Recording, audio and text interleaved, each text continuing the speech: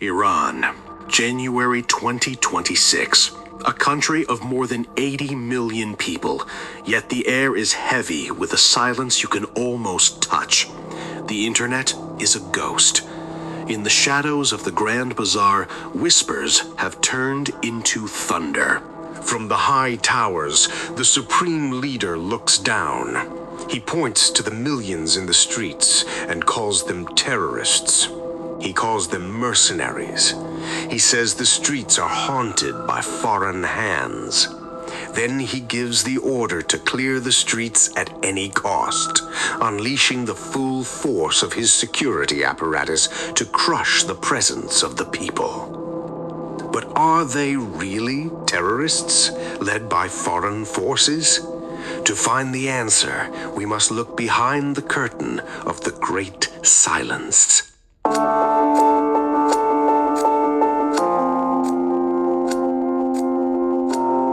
The revolution promised a paradise for the poor.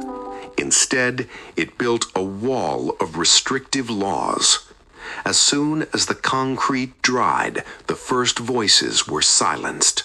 Women who refused to veil, journalists who refused the lie.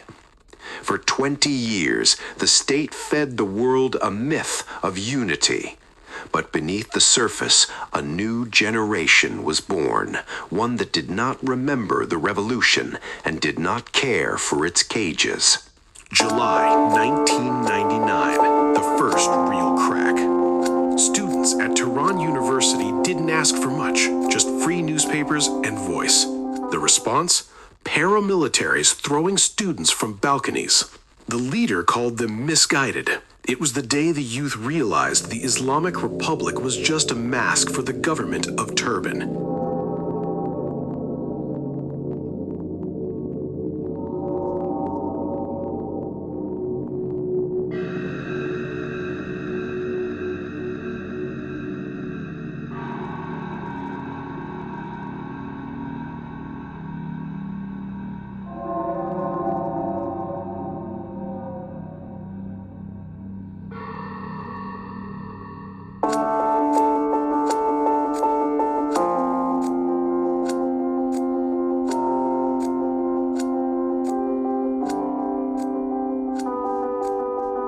Then came 2009.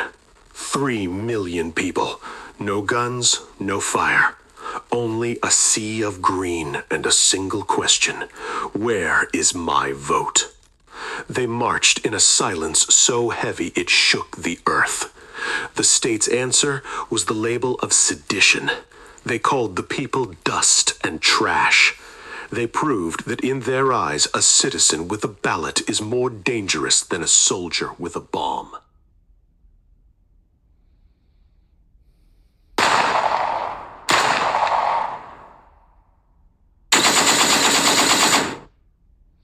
"2019, the first total blackout.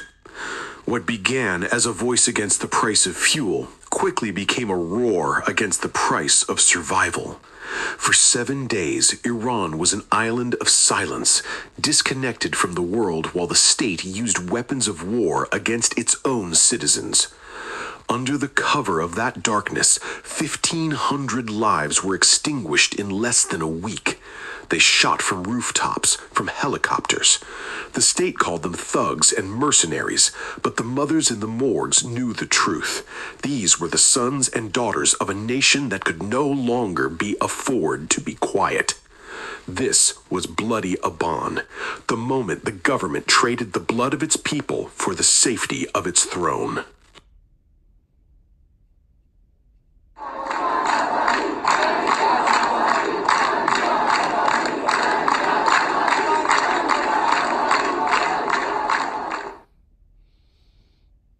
It didn't start with a political speech or a plan for revolution.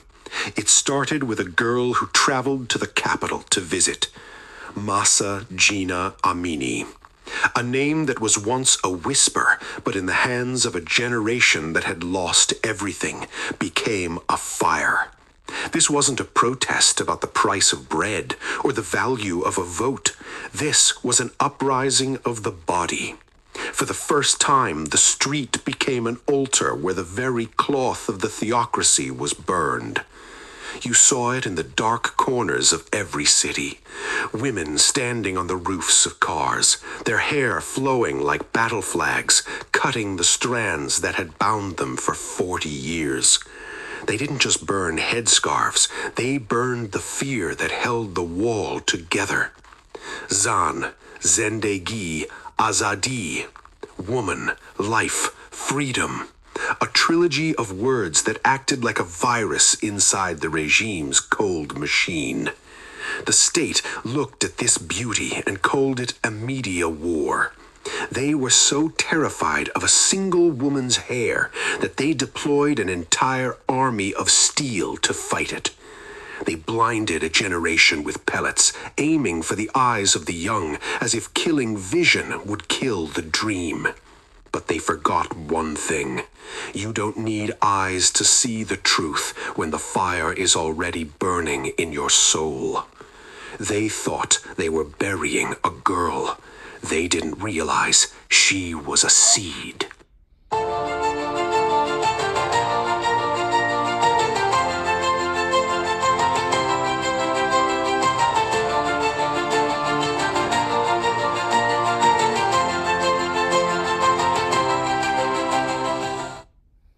And now, 2026, the mask has finally fallen. For 40 years, the regime had one final excuse. We may not give you wealth, but we give you security. But look at the 12-day war. While the state was busy chasing teenage girls over hijabs, foreign missiles were raining down on its so-called untouchable bases.